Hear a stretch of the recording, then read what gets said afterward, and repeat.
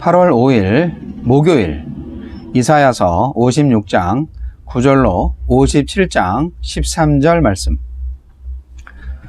들의 모든 짐승들아, 숲 가운데의 모든 짐승들아, 와서 먹으라. 이스라엘의 파수꾼들은 맹인이요 다 무지하며 벙어리 개들이라. 짖지 못하며 다 꿈꾸는 자들이요 누워있는 자들이요 잠자기를 좋아하는 자들이니 이 개들은 탐욕이 심하여 족한 줄을 알지 못하는 자들이요 그들은 몰지각한 목자들이라. 다 제 길로 돌아가며 사람마다 자기 이익만 추구하며 오라 내가 포도주를 가져오리라. 우리가 독주를 잔뜩 마시자. 내일도 오늘같이 크게 넘치리라 하느니라. 의인이 죽을지라도 마음에 두는 자가 없고 진실한 이들이 거두어감을 당할지라도 깨닫는 자가 없도다. 의인들은 악한 자들 앞에서 불리어 가도다. 그들은 평안에 들어갔나니 바른 길로 가는 자들은 그들의 침상에서 편히 쉬리라.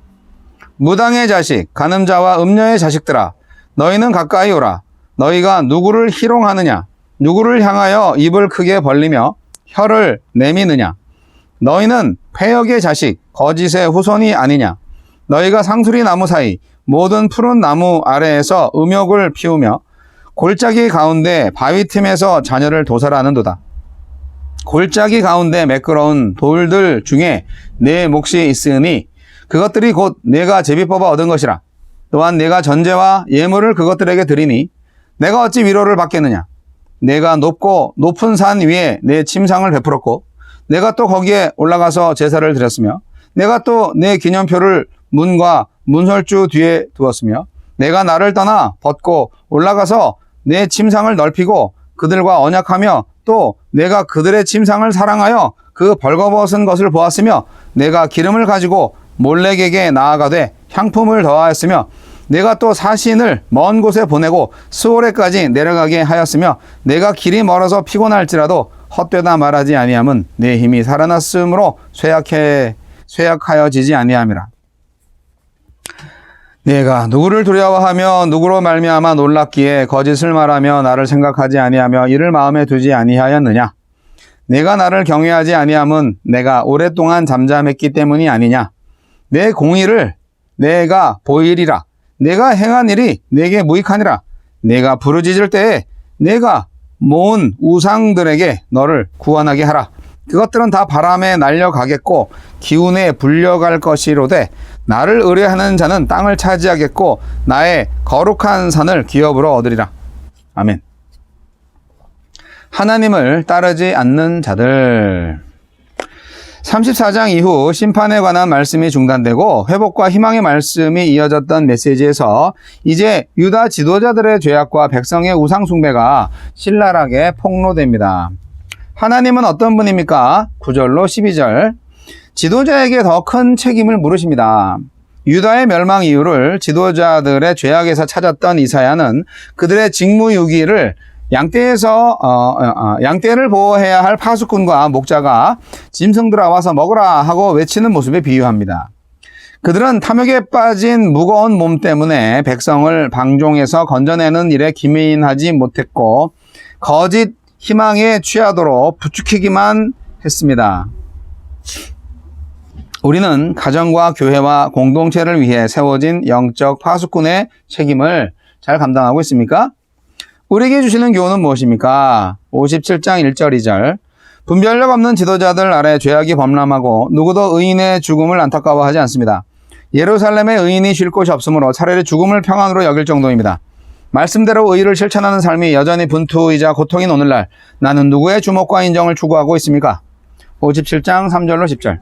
너희는 예루살렘 백성을 가리킵니다. 3절에서 5절까지 나오는 너희는 예루살렘 백성을 가리킵니다. 그들은 의인들을 조롱하면서 나무 아래 우상에게 절하고 심지어 자녀를 인신 제사로 바치기까지 했습니다. 6절로 13절에 너는 여성으로 의인화된 예루살렘을 가리킵니다. 예루살렘은 하나님께 드려야 할 예물을 제비 뽑아서 우상으로 선정한 돌에게 바쳤습니다.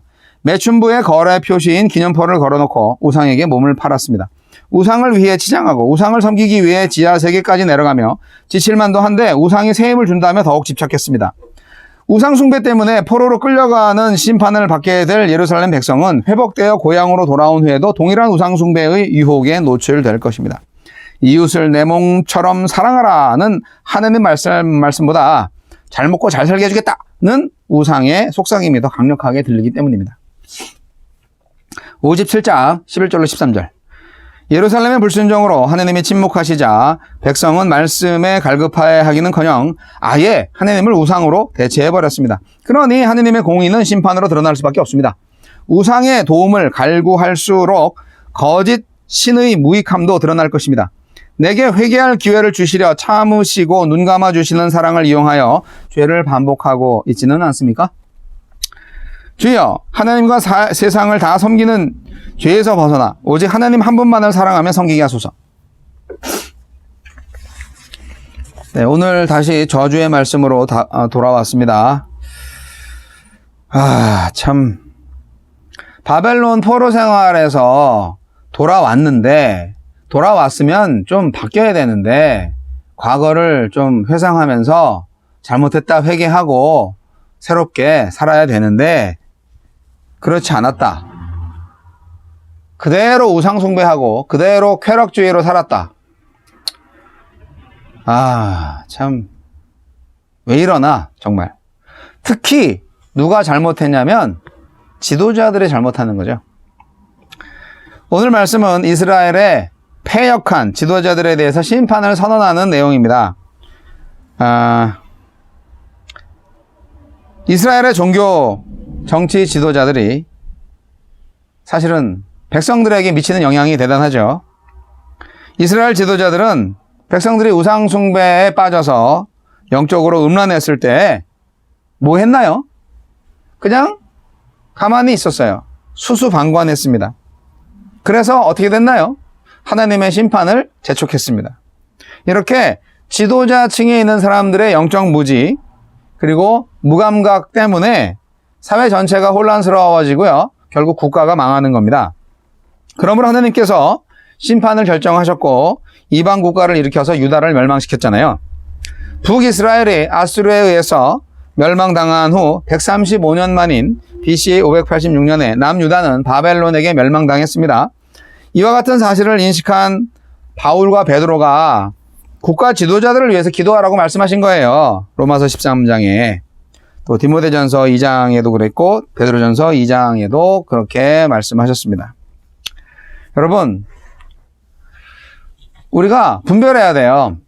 부패한 지도자들이 어떤지 우리가 알아볼 수 있어야 됩니다. 부패한 지도자들은 그야말로 영적 소경이라고 할 수 있어요. 그들은 죄로 인해서 영안이 막혔죠. 어두워졌죠. 그래서 국가의 운명을 보지 못합니다. 그 백성을 죄악의 구덩이로 인도하는 아주 자격이 없는 자들이에요. 그리고요, 이 부패한 지도자들은요, 사실 머리가 나빠요. 무지합니다. 그들은 하나님의 선한 일에 대한 지식이 없어요. 하나님에 대한 지식이 없다는 거예요. 그렇기 때문에 경종을 울리지 않습니다. 그리고 부패한 지도자들은 게을러요. 진정한 하나님의 일꾼이라면 부지런하여 게으르지 않고 열심을 품어야 하는데요. 그들은 백성의 이익에는 아무 관심이 없고요. 자신들의 이익 챙기기에만 급급합니다. 그리고 오늘 본문에 나온 것처럼 부패한 지도자들은 술에 취해서 방탕한 삶을 삽니다. 하간 술 좋아하고 여자 좋아하고 이런 거 좋아하는 놈들 부패한 지도자들이에요. 지도자가 될 수가 없어요. 지도자가 되면 안 돼요. 여러분, 이런 악한 특성을 소유하고 있는 지도자들에 대해서 파수꾼, 소경, 벙어리, 개들, 누운 자, 아주 몰지각한 목자들, 뭐 이런 용어들을 계속 사용하면서 이사야를 통해서 하나님의 직격포가 쏟아지고 있습니다. 신랄하게 비판을 하는 거죠. 여러분, 하나님의 구원은 모든 사람들한테 동일하게 적용됩니다. 혈통과 인종을 넘어서 그리스도를 주님이라고 고백하는 모든 사람들은 영생을 얻을 것입니다. 여러분, 우리는 세상의 모든 사람들이 구원에 동참할 수 있도록 복음을 전해야 합니다. 하나님께서 우리에게 사명을 주셨습니다. 그런데 지도자가 타락하면 큰일 납니다. 그래서 우리는 정말 지도자를 잘 뽑아야 됩니다. 지도자를 위해서 기도해야 됩니다. 지도자가 정말 중요합니다. 우리는 한 배를 탔는데 그 배의 선장이 선장됐다고 마음대로 하면 어떻게 되겠어요? 안 되죠. 근데 선장이 되기까지 하나님의 인정이 필요하고요. 분별할 수 있는 그런 백성들이 필요한 거죠. 분별력을 가져야 됩니다. 파수꾼의 임무는 밤에 망을 보는 데 있잖아요. 그런데 야밤에 이렇게 불시에 적이 습격을 하면 파수꾼은 그걸 보고 종을 쳐야 되잖아요. 근데 거짓 선지자가 막 출연하고 우상숭배하고 있고 그런 상황 가운데에서 깨어있지 못한 거죠. 영적으로 깨어있지 못한 거죠. 그렇기 때문에 위기 대처 능력이 없었던 겁니다. 결국 망한 겁니다. 지도자가 타락하면 그 최후의 형국은 결국 자기의 사리사욕을 충족하는 데 있습니다. 지도자는 대다수 민중의 생사와 직결되는 임무를 가지고 있어요. 지도자는 자기의 신분과 지위에 걸맞는 특권과 부귀를 향유할 수 있습니다. 그러나 그거를 무시하는 게 아니에요. 뭐 조금 더 좋은 차 탈 수 있고 조금 더 좋은 집에 살 수 있어요. 그러나 동시에 그에게는 합당한 의무가 있습니다.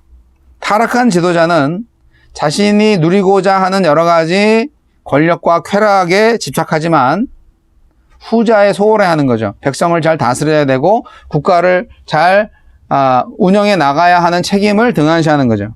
그런 지도자는 사회와 국가의 영도자가 아니라 기생충입니다. 그래서 망합니다. 하나님의 첫 번째로 가는 심판이 그들을 향해서 갈 거예요. 하나님은 바로 지도자들을 먼저, 그런 불의한 지도자들을 먼저 심판할 겁니다. 우리가 잘 봐야 됩니다. 참 안타깝죠. 바벨론에서 돌아왔는데 돌아왔음에도 불구하고 이 공동체가 도대체 정신을 못 차려요. 암담합니다. 한탄스럽죠.